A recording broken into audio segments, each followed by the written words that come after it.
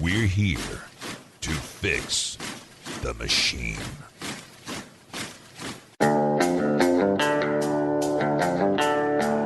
Battlefield Live.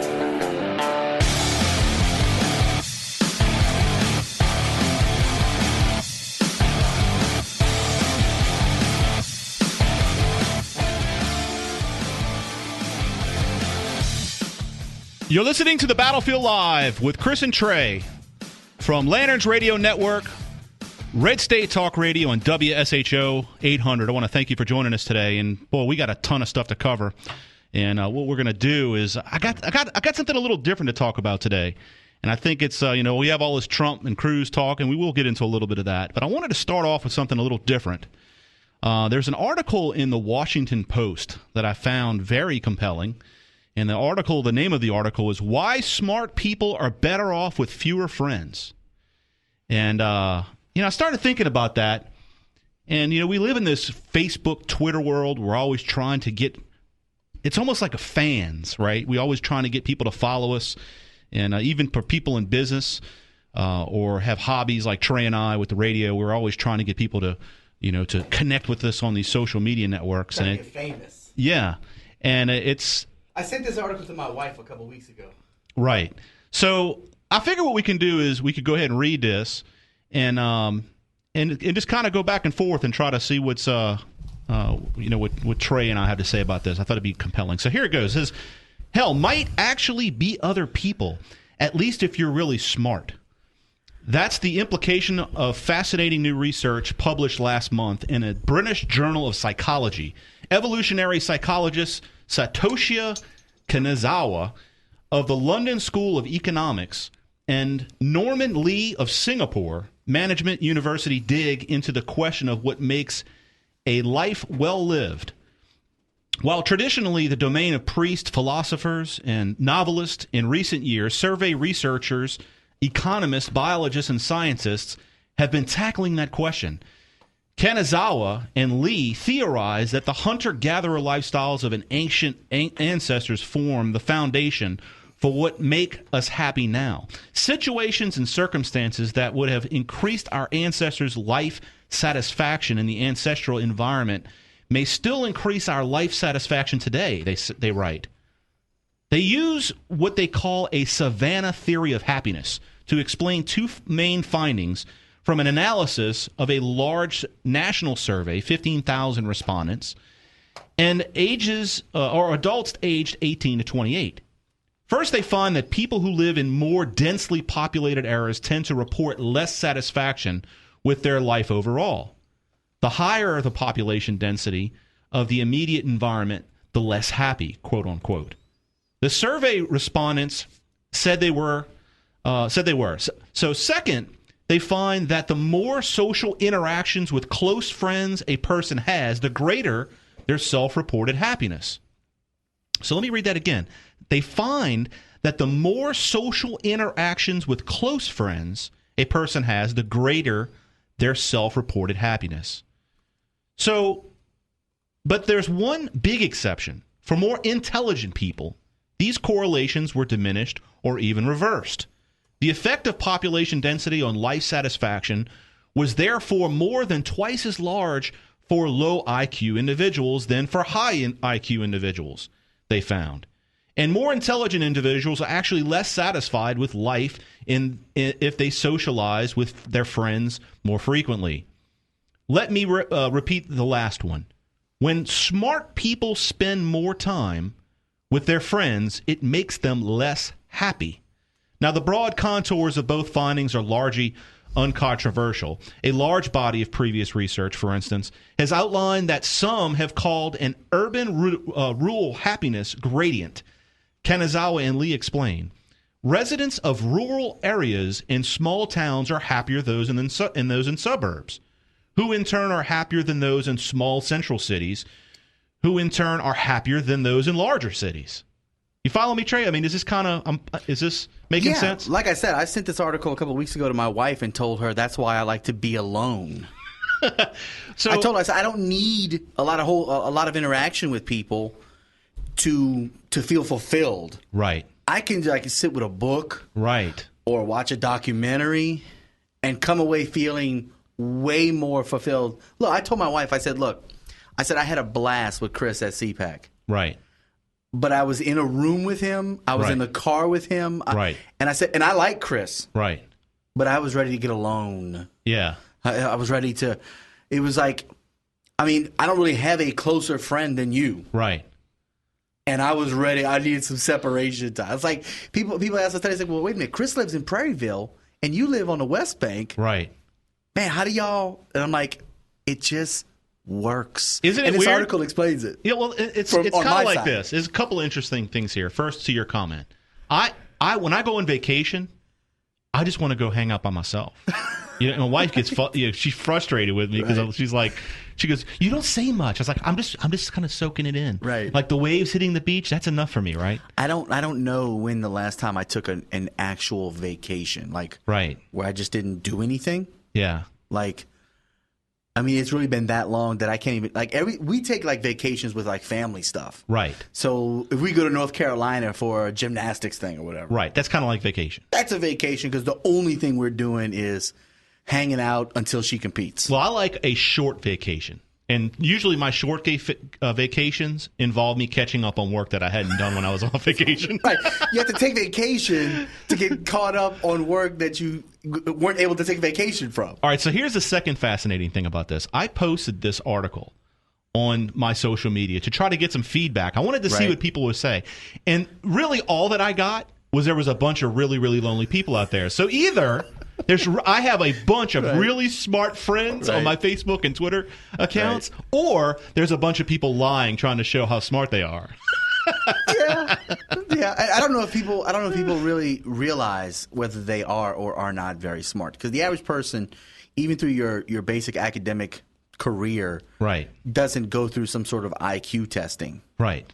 I mean, you might get stuck in honors, or you might get put in special ed or something, and that might seem to be an indicator. Yeah, special ed may be considered smart. But Albert Einstein failed 7th grade, so I mean, you still, again, it's hard to determine IQ. When we're talking about IQ, we're talking about the capacity to learn. You know what I mean? So what's the phone number here? 504-527-0800. If you want to be a part of the program, of course, you can jump in to the chat room as well at WSHO.com. Click the Watch and Listen Live button, and boom, you'll see Chris and I right there on your screen in real time, and you can chat with us, and you can definitely jump in and talk about any of these topics. And if you want to get a snapshot of this particular article, you can find us on Facebook at facebook.com/LanternsBuzz, and we have posted that on our social media. There's a lot more to the article, and I don't want to bore you all with a bunch of commentary or reading this article. I'd much rather talk about some of the things we've learned, because I think there's some interesting aspects to this, because they start to compare like the inner city, which we're in New Orleans. I mean, we're right in the heart of New Orleans, and people are stacked on top of each other living down here, right? As in most densely populated cities around the country. Right. So around the world, for that matter. My first reaction when reading anything about psychology, especially evolutionary psychology. Yeah, I tend to be really skeptical. Yeah. And so I'm looking at this article, and I don't believe that it's just because smart people and dumb people. I don't think it's that simple, right? Yes, I don't think it's social Darwinism. Right. I think that first and foremost, happiness is a state of mind, right? Well, let me ask you this. What was the first command given to Noah when he stepped off the boat after the flood and the year the waters receding? Spread out. Right. It was spread out. And what was the first disobedience of man? He decided to put himself in a city. Right. Nimrod said, hey, forget this. We're going to gather everybody in one place. Right. And we're going to make a city, and we're going to build a tower into the heavens. Right. So the city was the first disobedience, if you kind of think of it like that. Right. But in God's, it's almost like in God's intention. This is what I actually, a couple weeks ago, my wife and I, we had like a lot of conversation about this article. It's funny. I didn't even know you. This is why we don't even have to talk. We don't ever have to talk. Smart people. Huh? But I thought, if it's part of God's plan to spread out and not to be so densely populated, right? Because there's a lot of land. I mean, like Ted Turner owns like an obscene amount of Montana, right? And when he dies, he's going to give it to the federal government. Yeah, we love him. If you ever seen a map of the West Coast or the western part of the United States, right, what's owned by the federal government, so much of it is owned by the federal government. I even heard, and again, I don't know if these have been updated, but like you could take the entire population of the world, right? Give them each an acre apiece, and they'd all fit inside. We'd all fit inside with an acre of land inside Australia, right? With land left over, right? So like the whole idea that we're ruining the land. There's too much overpopulation. Right. That's a farce. It's a lie. Right. So we can spread out, but who keeps bringing us in? And I always think, like, who controls these densely populated areas? Right. Why are people so pissed off in those areas? So let me ask you this question: if we're to look across the globe, okay, and if we were to, based on what we've seen on the internet, which a lot of it's very little in some of these places, right? Where would you say the most unhappy people in the world are? It would seem to be some of these places that are more densely populated, that are on top of each other. Would you think that it would be places like North Korea? Yeah, probably. I mean, I always wonder, the people live in North Korea, they're living in this communist utopia, quote unquote, right? And they live in a very impoverished, very oppressed, arguably the most oppressed in the world. If they really are kind of living in some kind of, what do they call it when you go through something very, very traumatic and your mind flips and you accept it? What?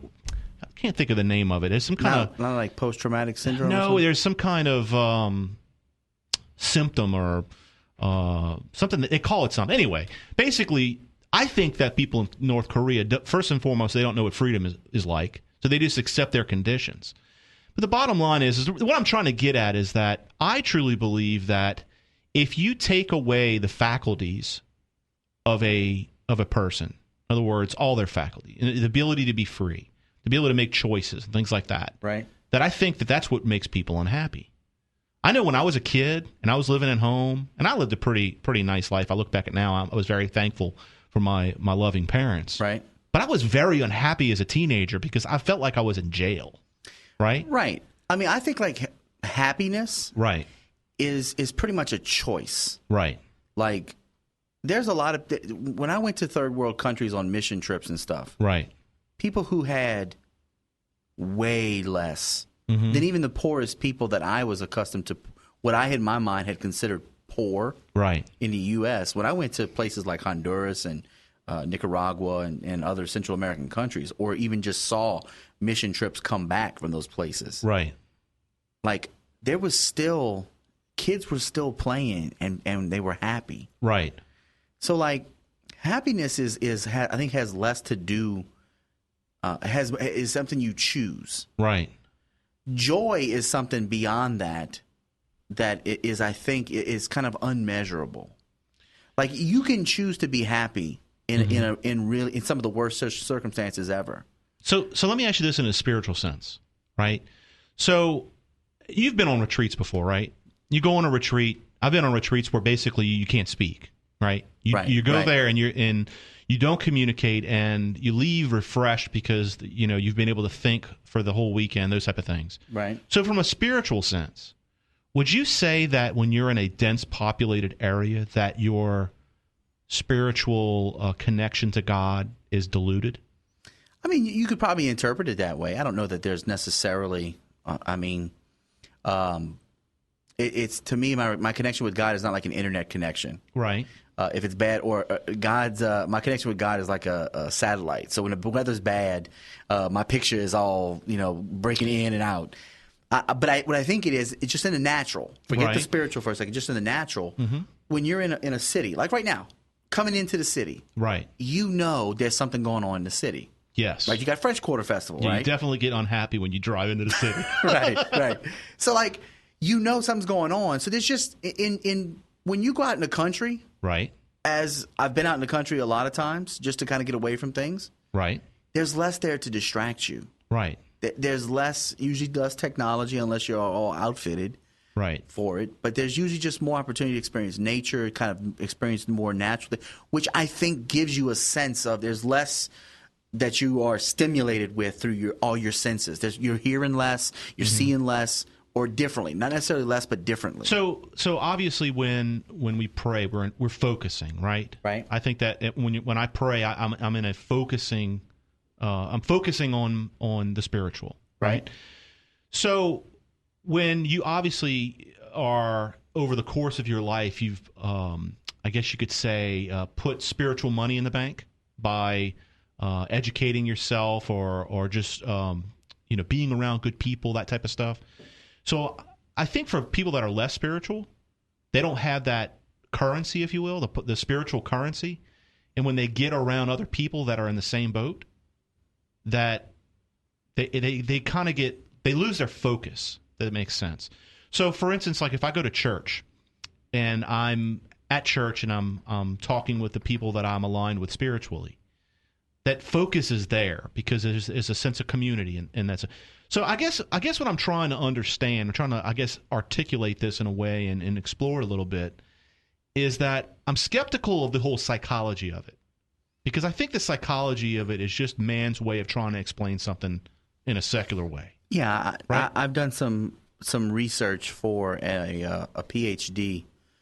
Someone who was trying to get their PhD in psychology. Right. So I was kind of like a research assistant. Right. Part of it was learning the history of psychology. Right. There's no doubt whatsoever that psychology is kind of man's way of trying to explain the spirit or the soul. Right. In a materialistic form, like trying to explain the essence of consciousness and who we are without ever going into the supernatural. Right. So that's kind of the only danger of trying to talk about it in this context and then try to leave it from and then go to the kind of the more the spiritual aspects of things. To your point, though, I think that there is definitely, when you look at those times when you don't have the hustle, the bustle, you don't have the frustration, the stimulation that's just bombarding you over an extended period of time, when you are kind of just more left to choose for yourself what you're going to allow to stimulate. You choose what you want to see, if it's bird watching or looking at the leaves change colors, or if you want to sit next to a beach and listen to the waves crash, you're actually choosing what you're going to get stimulated by and you're filtering everything else out. Right. So we're gonna go ahead and take a break here, and so we've gone from this intellectual conversation about trying to determine happiness, and it's all down from here. From here, this is when we come back from the break, we're actually going to talk about the bathrooms in New York City. In New York City? In New York City bathrooms. Okay.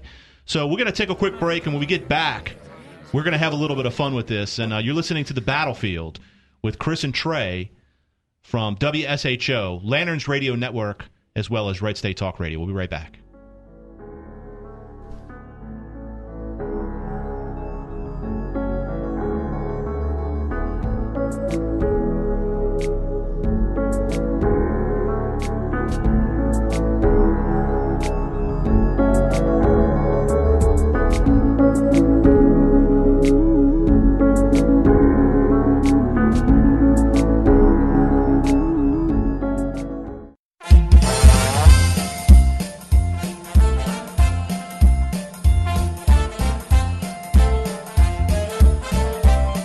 Saints of New Orleans, it's time to go marching in. And it's time to go marching in with Pastor Ed with today's Sunspot. We got a good one today. It was a telephone call. Two kids who want to get married. And I think one is a Roman Catholic and the other one is Baptist. And the families are interfering very, very hard. And the kids are really upset. I said, well, you're the ones that have to make the decision. And usually they get married in the girls' church. That doesn't mean that the other boy, the Baptist, is going to go to the other church and so forth. I said, then when you're married, then you go, you find the pastor, and you sit and talk with a pastor or a priest. And then where you're comfortable, as long as you know that Jesus Christ is your Savior and your Redeemer, that's what you have to look for, nothing else. And that's what they're going to do. I know that was a quick answer, but isn't that awful when people try to cause problems before the kids are even married? I told them to come back to me, and I'll help them a little bit further, and we'll see them through it. It isn't until, maybe July, I think, in June, of course.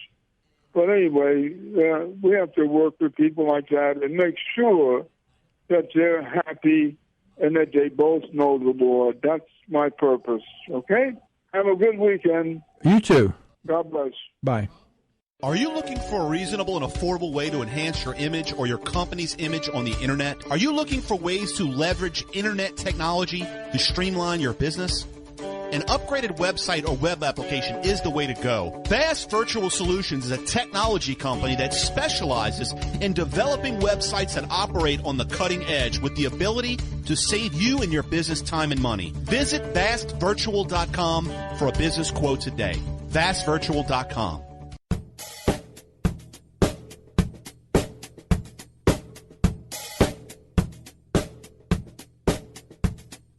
Rock worldwide. All right, thank you for joining us on the battlefield. Make sure you, if you want to give us a call us 504-527-0800, and we're at WSHO Studios and having a blast. And we were just talking about how people, smart people apparently, through a psychological study, apparently have less friends and like to keep it that way. And so I figure we shift the conversation to something a little more, I guess, as a segue into our discussion about I like that, a segue. A segue to our discussion about what's going on in New York with, believe it or not, a temple of BAAL. Is that right?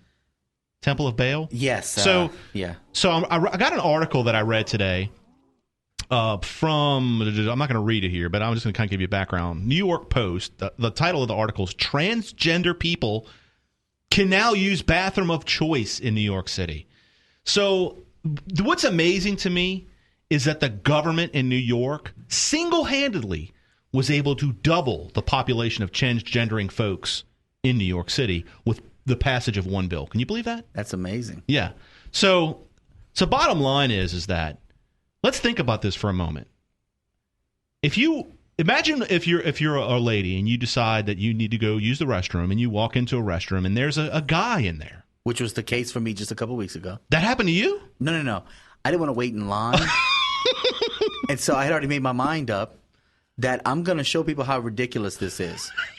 And so I didn't went. realize you did this. Oh no, I went to the ladies' restroom. Right. And I was already prepared just to, if somebody gave me a look, I was just going to say, "Hey, I'm transitioning."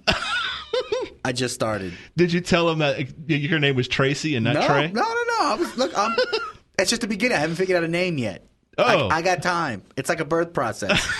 It's like you're finding yourself. Why not? I mean, what's somebody going to do? Are they going to be able to prove it? Well, it's quite disturbing, isn't it? Well, I mean, like, are they going to say, well, sir, you don't look like a woman. So, and I'm like, well, what does that mean? You want me to put on lipstick? I'm supposed to have long hair? What are you talking about? Well, I'm not a part of your your constraints of how I should look as a transgendering man. Well, all I'm waiting for with all of this, there was nobody in there, though, I'm waiting for the next phase of the feminist movement that's actually going to be very, very upset that people are not putting the toilet seat down. Oh, wait. Because that's coming. Wait. Transgender men in Texas. Right. They actually have transgendering people in Texas. They have transgendering people everywhere. They don't call them steers and... Yeah, they don't. Okay. Yeah. So, but they protested for abortion rights. Now, remember, these are men. These are born... And they wanted... And they're transitioning to women, and they are fighting for abortion rights. Okay, I see where they're going with this. They might want to have an abortion. Well, I see where they're going with this. If technology catches up and allows them to one day have a baby, they also want the right to be able to abort. Well, isn't this kind of like maybe they could probably push this towards Planned Parenthood supporting castration, maybe? Listen, I don't know. I really don't. You see how this conversation went from the intellectual to the bathroom here in about 15 minutes. Think about it, this never ends well at all, ever. No. How does this ever end well? It hasn't begun well. But like that's how if you I'm encouraging people. Right. That's how you show the ridiculous nature of the whole transgender thing. So we crushed that woman because she wanted to identify as being a black woman, Rachel Desatel or whatever. Yeah, cross-racial or whatever. Right, transracial. Yeah. So we go, you can't be transracial. Right. Which race doesn't even exist anyway. Right. So we can't That's pretend. like being trans-alien. Right. You can't pretend to be another pretend thing. Right. It's all pretend. But the actual thing that we can buy, your DNA shows that you are male or female. Right. But we can dress up the outside and say that it's the opposite of what your DNA says. But then, see, I'm still trying to grasp all this. As a, I guess you'd say, a pseudo-intellectual of myself. I try very, very hard to try to intellectualize and understand this stuff. I mean, even though that I'll make fun of it. No, I don't think this is one that you can. No. This is what I'm trying to understand. Like, for instance, this trans species things that's coming. Yeah, is the that transhumanism. Is that a new form of evolution? They are calling it. They're equating it because it's going to take humans to another level of existence where we have nanotechnology and biomechanical hybridization. I'm talking about the lady that wants to be a cat. Because okay, no, that's something totally different. That's not that it was trans species. No, they're not. No. See, I'm all confused. I guess it would be trans. It's like trying to figure out the difference between a Big Mac and a Whopper. And a Whopper. There is a difference. There is a difference, although they're both high hamburgers. That is right. Okay, so no. All this trans stuff seems to be just a different kind of hamburger. Transhumanism. That's how I try to understand things. I equate them to food. Engineering our genetic code. Ah. To turn off disease and death and make us live longer and be smarter, run. And like if you wanted to run like a cheetah one day, they'd give you. I'm saying this is one of the things that they use. Can you see me running like a cheetah? Well, after a Whopper, maybe. Because what they'll do is they'll turn off your appetite. They'll figure out how to re-engineer it, and you'll only eat as much as you need, and you'll just drop. Well, that doesn't sound any good at all. Right. You know what I'm saying? But trans species is yes. When you are acting like a cat or like that guy. When that guy dresses up like a baby, right, and he just wants to be a baby the entire time and collects disability for it. Look, why ADD is kicked in. You realize what I just picked up at the store today? What? I picked up a six-pack of Bananas Foster Abita soda. Okay, so anyway, So just glad it's soda. Right, it is soda. No, I don't drink beer. So all right. So we got somebody on the phone. Let's bring on our good friend Tony. Tony, you there? Hey, yeah, I'm here, guys. What's going on, Tony? Oh man, Tony, you're like the got third. Me laughing out here. It's just so funny some of the things you're saying. First, you were talking about being alone and enjoying that space, and I kind of like that too. I'm kind of like you, Trey. Give me a book or something to read, and sit down. I don't need a whole lot of people to stimulate me to be happy. Right. Well, Tony, we figured that you'd like that. That's why we started talking about New York City bathrooms. Well, good. I'm glad that. But all right, I don't mind. I'm just joking with you, Tony. I think I've just been professionally insulted. No, we're just joking with you, Tony. You got to have a little fun here in the battlefield. But I was going to take that too as I listen to you talk, and I'm hearing all of the things you're throwing out. We may all one day have to report to the transcranial adaptation units so that we won't be alone anymore. We'll become one with the Borg collective. Yeah. Good Lord. This sounds like something off the Sci-Fi Channel. No, listen, the Drudge Report today, I sent the article to a friend of mine. The Drudge Report today was posting an article that basically said a group of scientists have proven that life on planet Earth originated from an alien species that seeded the planet. They proved it today, according to the Drudge Report. You realize you just caused a whole bunch of accidents out on I-10. Right. Hey, Trey? Yeah, go ahead. Then it has to be God because he's the only one alien. Well, I agree. I think that this kind of and I'm hoping that it's not. Yep, he took it down already. Or maybe he didn't, and maybe I'm just overlooked. I'll look for it during the break. Oh no, here it is. Oh no, that's a different type of illegal aliens. Never mind. Sorry, I'm looking for the keyword aliens, and I got illegal aliens. But he put on there today that basically scientists have proven that we are seeded from aliens. That another alien race. I'd love to be able to read that. It's called exspermiation. So can aliens be LGBTQTs? It may be. I don't know. I mean, the only thing that he has up today that I thought was clever was there's a trans student who wins a battle to run for prom king. See, that's where you knew where I was going somewhere when I said trans alien earlier. Well, listen, yeah. Okay, Trey. Go ahead. I got to get back under my transcranial abduction unit and get my neurological functions put into the proper order so I'll be ready for the collective. Thank you, Tony. There you go. Thank you, Tony. So in talking about all of this goofy stuff going on in New York City, I read something today that there is an arch or some kind of temple for BAAL that is being apparently ISIS blew it up, which is probably the only good thing that ISIS has ever done. Well, I remember a couple of months ago, maybe about a year ago now, I was showing my kids at children's church. Right. ISIS was destroying the tomb of Jonah. Right. Yeah, I remember that. The prophet Jonah. And I told the kids, I said, hey, wouldn't it be cool that 4,000 years after you're dead, that just your corpse and your sarcophagus incites people to want to destroy it because of the life you lived, because of who you were. You made an indention in the world at that point, huh? In history?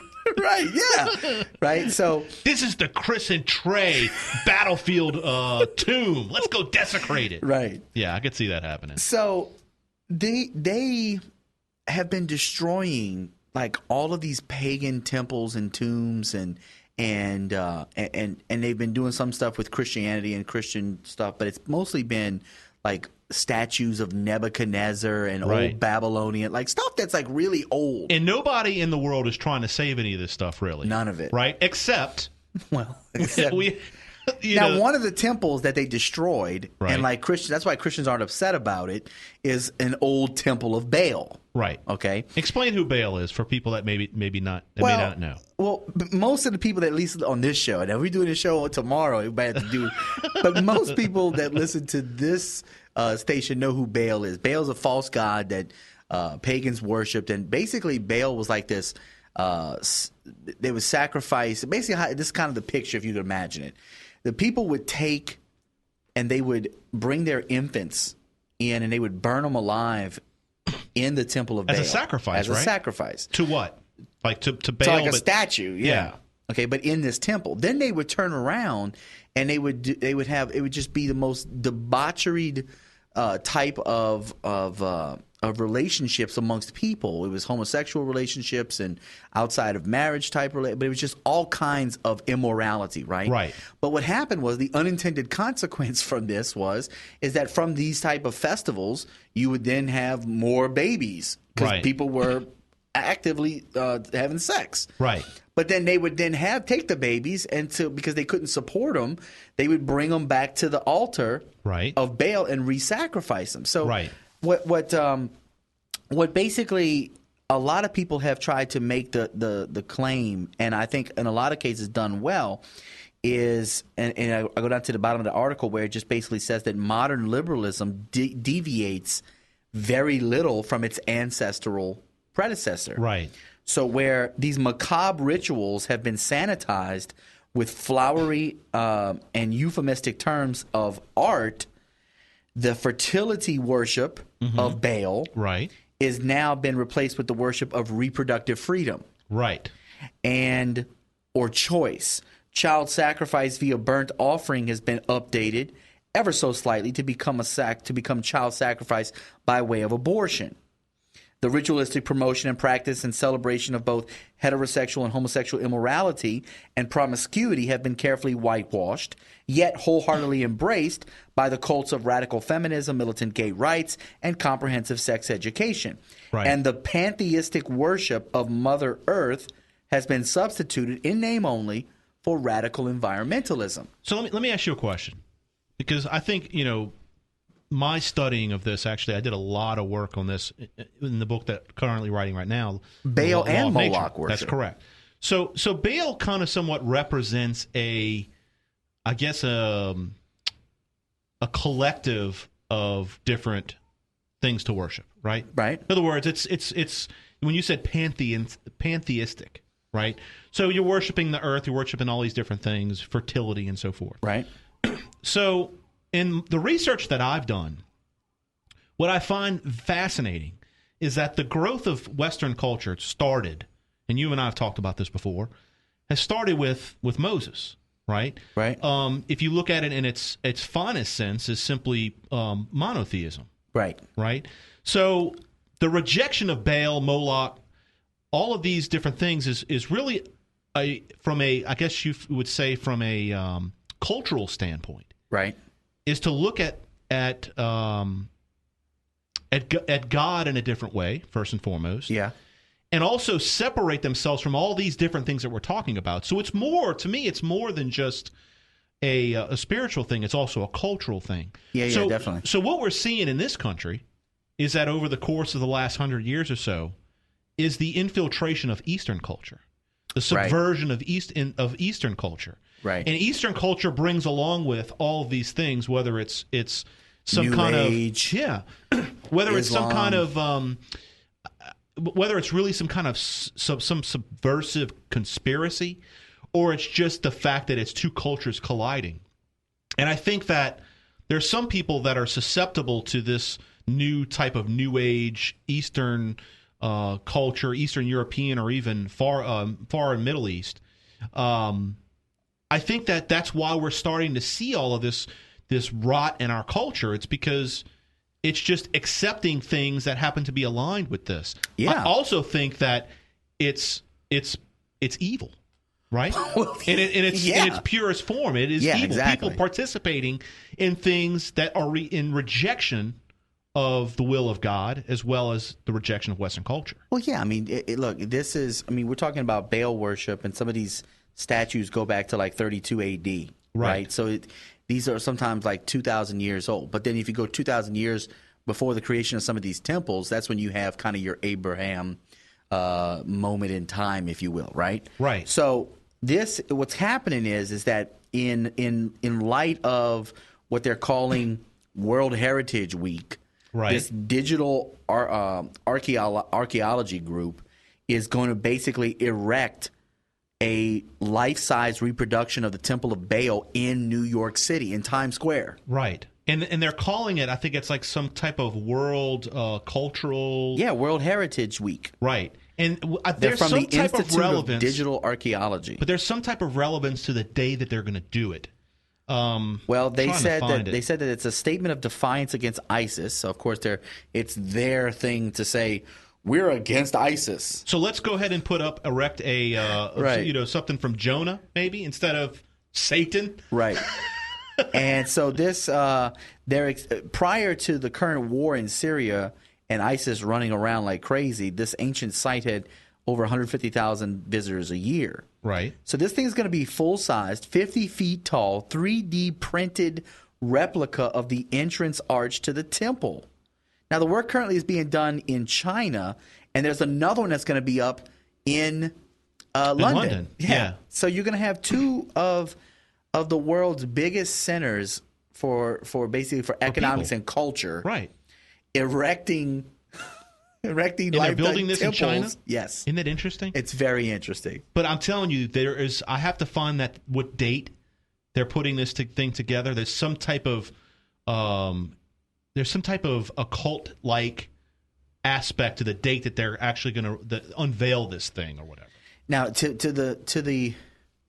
here's the quote in the article from Michael Schneider. Right. He writes on a blog called "The End of the American Dream." Right. He says most non-religious Americans don't understand who Baal was. Right.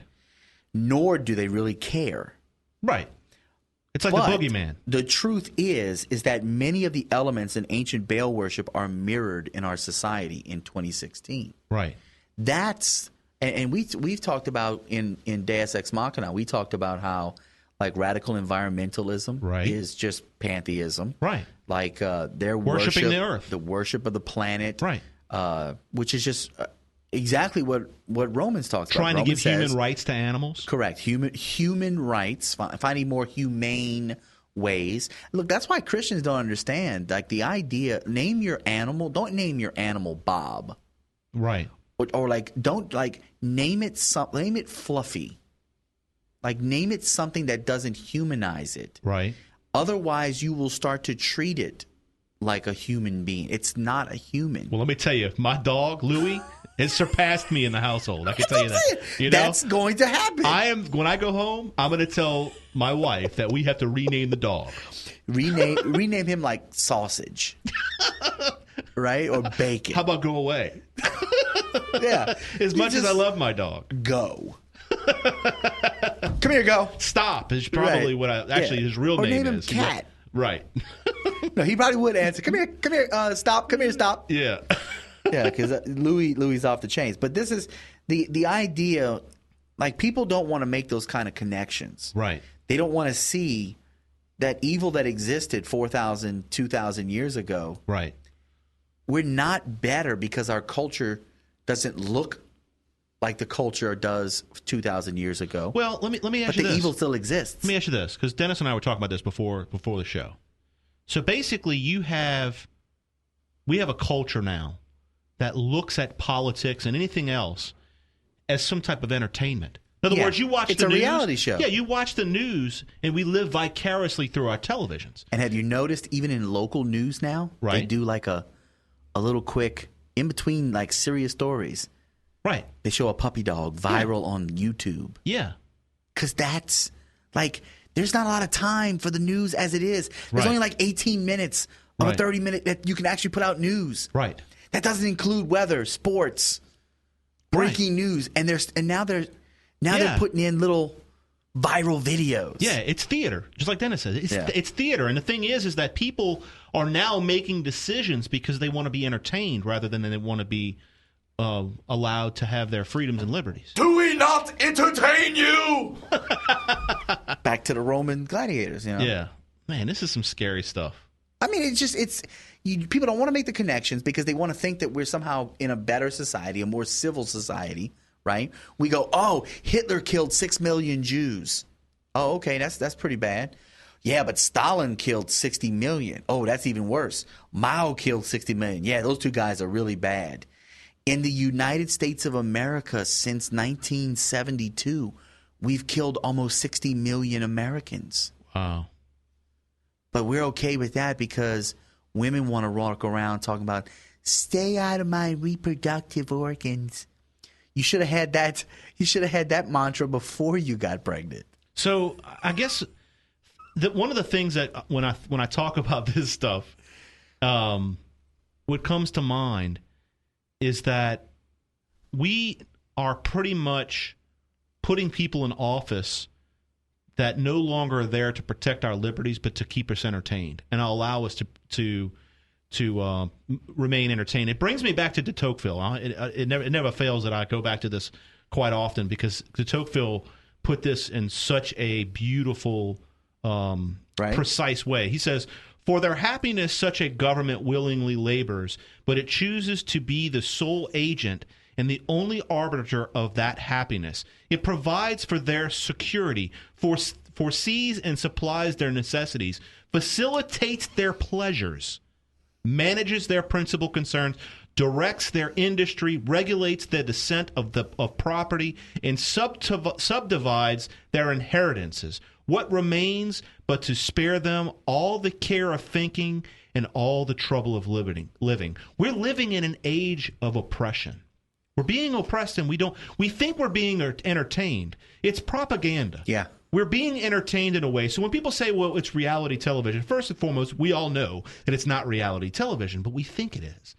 Well, the root word of amusement is a lack of thought. Right. So when you look up that word and you look at the they call that the etymology of a word. Yes. Amuse is without thought. Right. So as they're trying to amuse us, they're just numbing our ability to think. I think we're over, right? Yeah. So we gotta take this quick break. We're going to hit our last break and come back. We'll jump in the chat room. It's been very lively, so I appreciate some of you that have given us your nicknames in the chat room. So we'll read some of those when we come back and take more of your phone calls.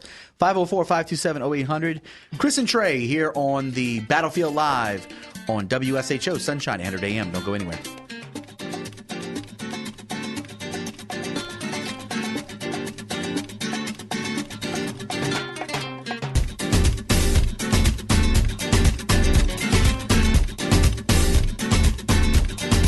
can a young man keep his way pure? By guarding it according to your word. Hello, I'm Tony Perkins with the Family Research Council in Washington. First graders in Texas are learning at least 3 letters, S-E-X, in Collin County. That's every parent's worst nightmare. Only it gets worse. The kids weren't just learning about the birds and the bees, but homosexuality and transgenderism. As a part of a K through 12 presentation, younger kids heard all about boys who want to be girls and vice versa. Parents who were never notified that this assembly would take place are fuming that the Texas school is substituting its judgment for families. Unfortunately, this is just another effect of the aggressive, anti-family, anti-common sense Obama policies. And if parents want to protect their kids, they need to pay attention to what's happening in their schools, communities, and state and national politics. Every election has consequences, but we need to make sure they aren't negative ones for our children. For more, go to TonyPerkins.com. Are you looking for a reasonable and affordable way to enhance your image or your company's image on the internet? Are you looking for ways to leverage internet technology to streamline your business?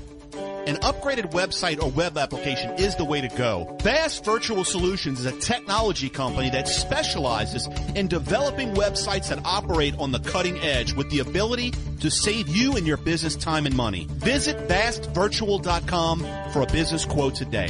vastvirtual.com. The future of America is at stake, and frankly, many Americans are frightened at the direction we're taking.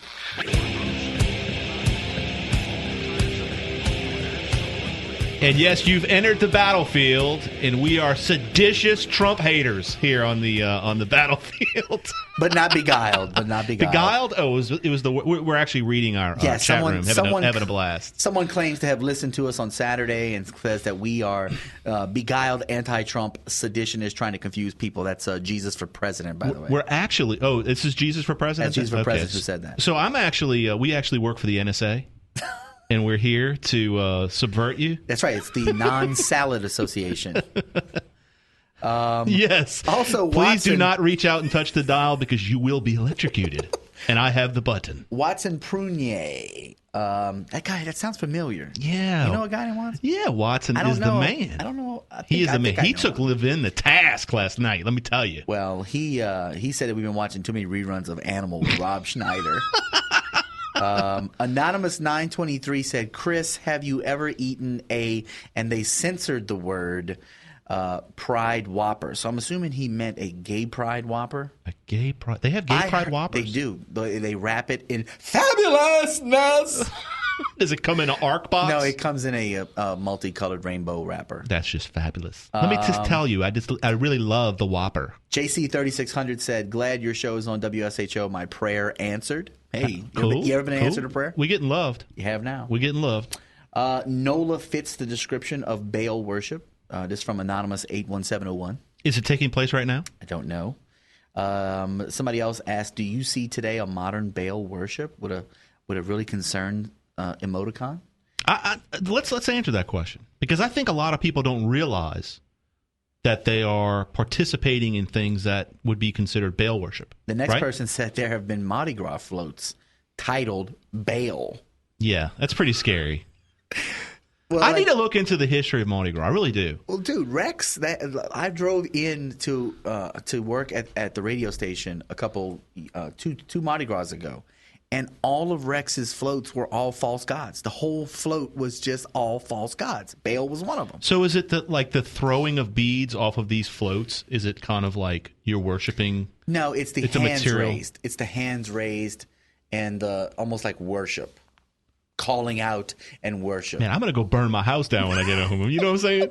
Look at my shirt, man. I got the Motley Crue like Mardi Gras shirt on right now. Turn on so-called Christian TV. This is from Anonymous 923. Right. With a crying emoticon. Oh. And you got all the Baal worship you can desire. In vain they worship, following the doctrines of men.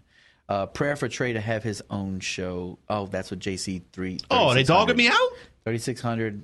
I guess it's actually Trey is across the table, yeah. So you're probably thinking that Chris. If you're watching Chris has the hat on. If you're watching live, yes, I'm the good-looking one. I have today. I look like the sun.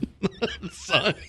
What sun? Like my sun or the sun? The sun, like the star that's allegedly 93 million miles from Earth. And I do say allegedly. Let's see.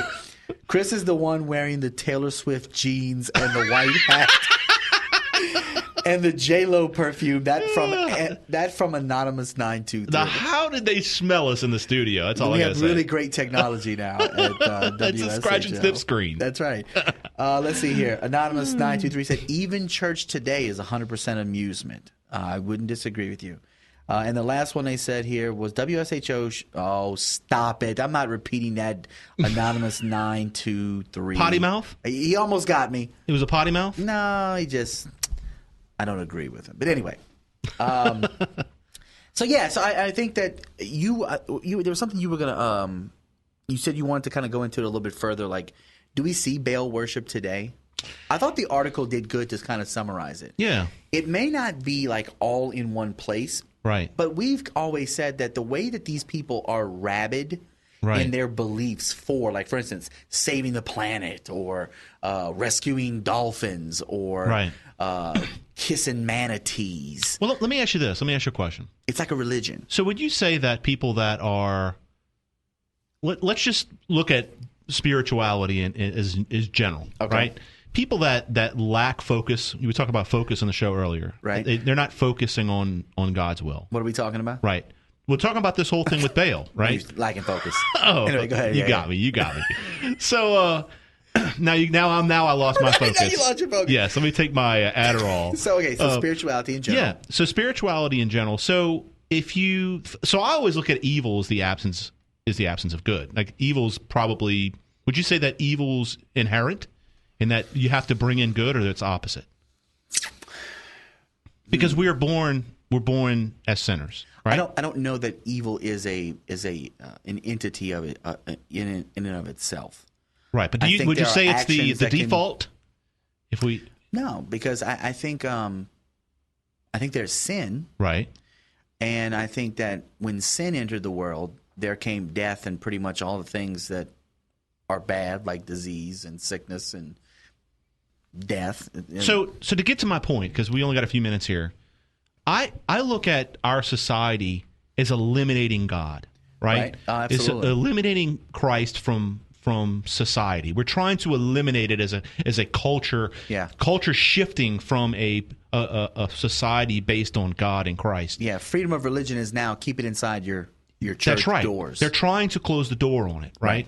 So to me, a lot of people that grow up in an environment that have not been introduced to this are actually susceptible and are taking on these things. So the absence of God is creating a world that is godless, right? Absolutely. So godless people, they're not guided, right? So they just kind of just freely go. Do what they want. That's right. They go and do what they want. So the fact is that when we look to our society and we say it was a Baal worship, well, it's not really so much as Baal worship as just is lawlessness and susceptible to evil. Yeah. Right. No.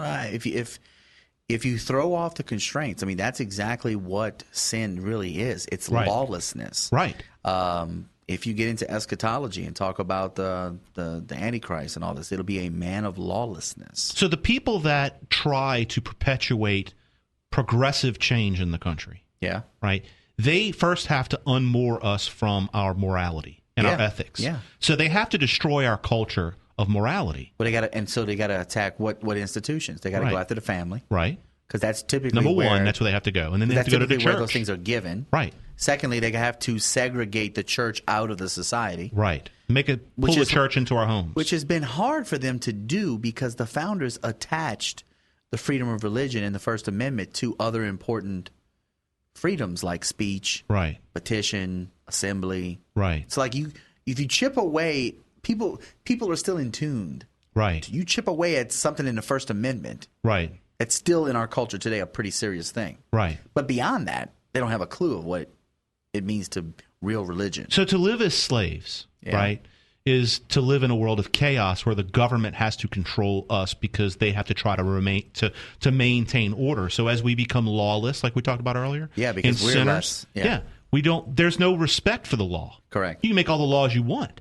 We recognize it now. We're going to inner cities. They got all kind of laws in the cities. Nobody follows them. Nobody follows them. So this is interesting. It's just, I mean, to me, this is where I think that where the inroads are to people that have grown up maybe in a secular household is to be able to explain it in reverse order. Explain it how the community has been destroyed by progressives, in that what we need is more God that brings us back to law. Anonymous 81701, we apologize. I just realized what you were referring to.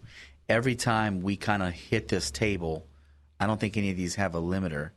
So we've been knocking every time we hit the table, whatever. And Anonymous, we're fierce broadcasters. Anonymous goes, "That's it. I'm out of here." That knocking is nerve-wracking. Can't listen to it anymore. I think because every time we bump the tables, it vibrates the mics. Sorry, Anonymous 81701. Sorry about that. So, okay, that was intentional. Every other one was unintentional. So I'm sorry. Now we only got about a minute and a half left. We never really had a chance to talk about was the GoDay Media Group. The GoDay Media Group, the sponsor of the Battlefield Live with Chris and Trey.